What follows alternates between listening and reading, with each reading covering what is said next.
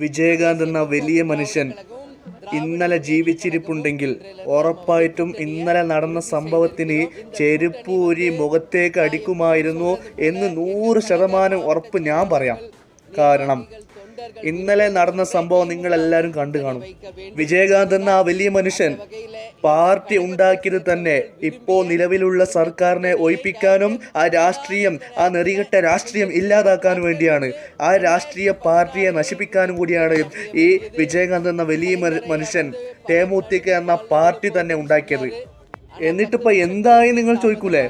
അതിനുള്ള മറുപടി, വിജയകാന്ത് എന്ന മനുഷ്യന്റെ ഭാര്യ ഇന്നലെ തിമുക എന്ന DMKയിൽ പോയി ജോയിൻ ചെയ്തിരിക്കുകയാണ്.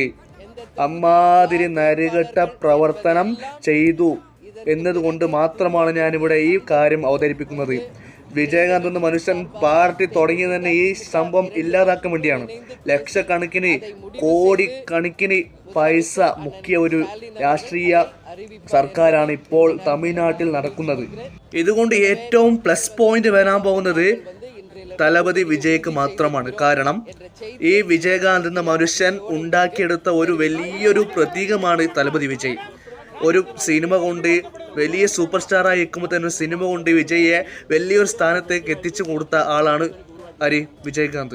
സ്വാഭാവികമായി വിജയകാന്ത് എന്ന വലിയ മനുഷ്യനെ ഇഷ്ടപ്പെടുന്ന ആളുകൾ ഉറപ്പായും വിജയ് എന്ന തലപതി വിജയ് ഇഷ്ടപ്പെടുമെന്ന് 100% ഞാൻ ഉറപ്പ് പറയാം.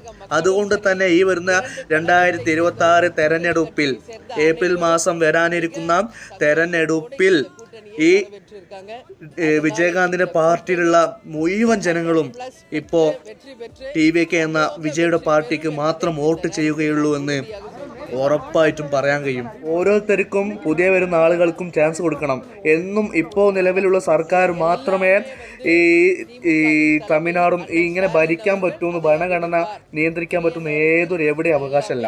അതുകൊണ്ട് തന്നെ നമുക്ക് ഭരണം മാറ്റിപ്പിടിക്കൽ നമ്മുടെ അവകാശമാണ്. അതുകൊണ്ട് തന്നെ എല്ലാവരും തലപതി വിജയ്ക്ക് വോട്ട് ചെയ്ത് വലിയൊരു വിജയമാക്കി കൊടുക്കണമെന്ന് പ്രത്യേകം ഉണർത്തുന്നു. അപ്പോൾ ബൈ.